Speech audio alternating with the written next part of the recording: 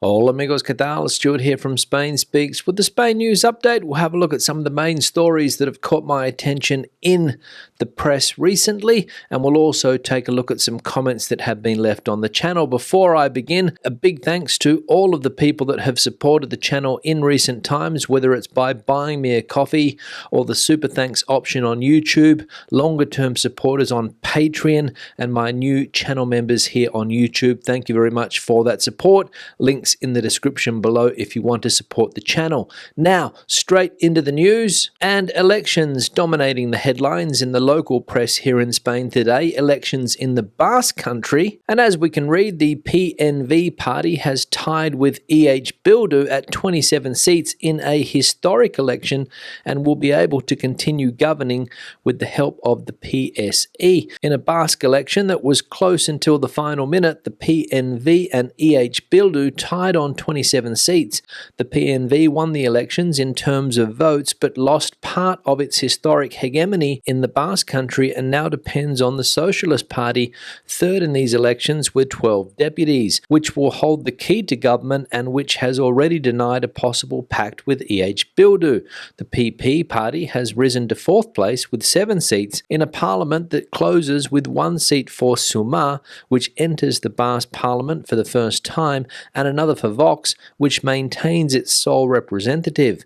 Podemos Elkarrekin went from 6 representatives to 0 in a night of debacle for the Purple Party, which is deepening its serious electoral crisis. So there we go, the Basque Nationalist Party, the PNV, tied for votes in the Basque country elections with another nationalist party, Bildu, and the PNV party will continue governing in the Basque country with the help of the Socialist Party. So good news for some political parties after those elections, but bad news for one political party, the Podemos political party, wiped off the map in the Basque country. So Podemos continuing its decline in Spain, and let's be honest, it's only a matter of time before this political party disappears altogether. Now, the soon-to-be-defunct Golden Visa scheme making headlines in both the international press and local press today. And as we can read here in this article from the New York Times, Golden Visa programs, once a boon,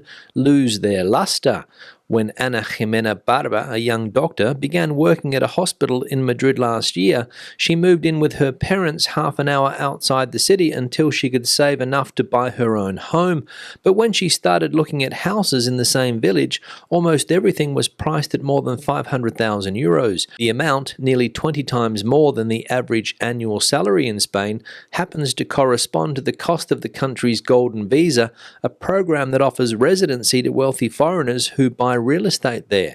After a decade, the program has reeled in billions of euros in investments, but it has also helped fuel a wrenching housing crisis for its own citizens. There is nothing I can afford, said Dr. Barber, an allergist who has been working 100 hours overtime every month to save up a nest egg. If foreigners inflate the prices for those of us who live here, it's an injustice, she said. So, there we go, a young doctor unhappy with the Golden Visa scheme because she thinks it's the reason that she can't access the property market. In her words, the Golden Visa scheme is inflating real estate prices in Spain because foreigners are snapping up all the properties. And it's an injustice, she says. However, according to experts in the real estate sector here in Spain, the end of Golden Visas here will have limited impact. The president of the government, Pedro Sanchez, announced the end of Golden Visas, and the Council of Ministers has only taken 24 hours to formalise the decision. The government has begun the process to remove granting residence permits to non-EU foreigners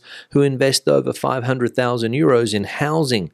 Idealista News has spoken to Spain's leading luxury real estate agents to find out what they think, and they believe that, although it is a blow to the sector, as it removes an appealing option for some investors, the expected damage is very limited, since most foreign investors do not invest in Spain to obtain a residence permit. However, they do feel that the decision is a sign that foreign investment is not welcome in Spain. Luis Valdez, Managing Director of Residential Sales Advisory at Colliers, believes that the impact is negative but irrelevant for the real estate sector. So, who do we believe? Do we believe the young doctor who can't buy property and is blaming the golden visa scheme for that? Or do we believe experts in the sector who, as I said a minute ago, believe that scrapping this visa will have limited impact? Don't know about you, but my opinion on this is fairly clear. Listen to the experts. Let me know what you think in the comment section below. And for the doctor, probably better to blame the rich South Americans that have been flocking to Spain over the last 10 years or so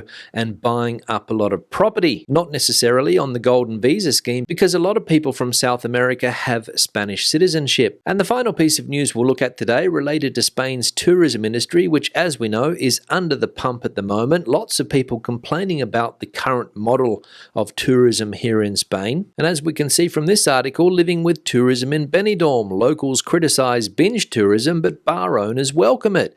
Spain is gearing up for a new summer season in which it expects to meet the expectations of tourists. The country broke its own record in 2023 with the arrival of 85.1 million tourists. Sun and beach tourism, rural tourism, and the criticised binge tourism. The economic impact it generates has many sides. Bar owners make a killing, especially in the islands and the Mediterranean coastal areas, and some locals criticise the overcrowding, the rise in house prices, or going from having a lifelong neighbour to changing neighbours every week. The tourism sector aspires to have a higher quality offer, avoiding especially the model of binge tourism that is found in areas such as Benidorm or Magaluf. So there we go, fairly clear after reading an article like that the tourism sector here wants to get rid of that binge tourism, that alcohol-fueled tourism that is popular in places like Magaluf and Benidorm and also in the south of the Canary Islands, and replace it with a higher quality tourism. Good luck with that. Now let's have a look at some comments from previous videos. One here from the Soul Home. I watch your videos from Australia, Stu, because we don't get much European news in our tabloids or newspapers, mainly because Asia Pacific is our local region.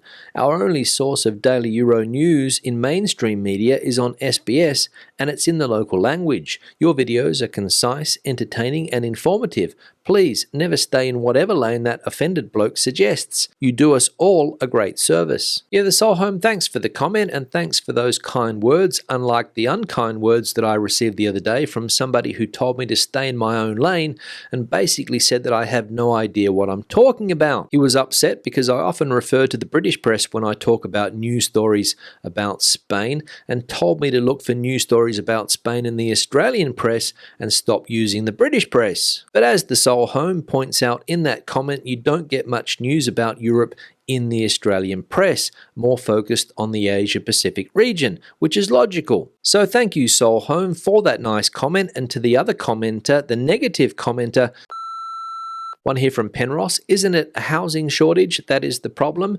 Tourists who stay in hotels don't affect that. So why criticize them? Yeah, Penrose, thanks for the comment, and I'll just explain this again in case you didn't catch it the first time. The problem is not foreigners staying in hotels. It's all of these Airbnb type apartments that have proliferated in Spain over the last 10 years or so. Landlords changing their apartments from long-term rentals to short-term rentals because of various reasons. And that is one of the factors behind the housing shortage, not only here in Spain, but in many places around the world also. And as I also said yesterday, the majority of people are not blaming tourists for these problems. They're blaming politicians and real estate speculators. One here from Peter. They want a more sustainable island, then stop making the tourist to be in the wrong. Graffiti on buildings and vandalism on cars saying tourists go home won't win them any friends.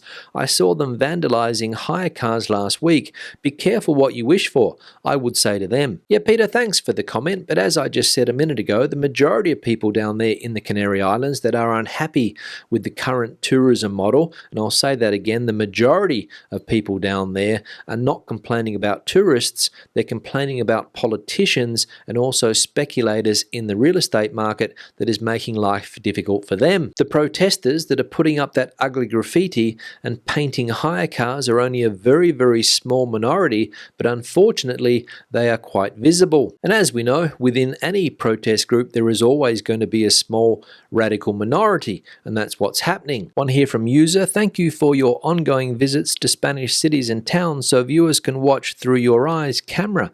It's enlightening. Yeah, user, thanks for the comment, and good to see that you enjoy those cities city town walkabout videos that I have been recording over the years. I enjoy doing them, and good to see that people enjoy viewing them. And the good news for people that do enjoy this type of video is that there are plenty more on the way. One here from Tennis: I don't want to go to Spain either, too hot these days, at least in the south. Yeah, Tennis, thanks for the comment, and this has been a complaint by many people over the last few years or so, that the south of Spain is becoming just too hot for them. Record temperatures have been experienced in many parts of Spain over the last few years or so. Not only summer temperatures, but also winter temperatures have been setting records too. So not coming to Spain anymore because it's too hot in the south? Well, go to the north. One here from Rob: Me parece un poco raro que las cervezas se sirven en vasos diferentes. It's strange that the different beers are served in different glasses. Is that because the beer maker supplies the glasses? Yeah, Rob, thanks for the comment, and the simple answer to your question is yes,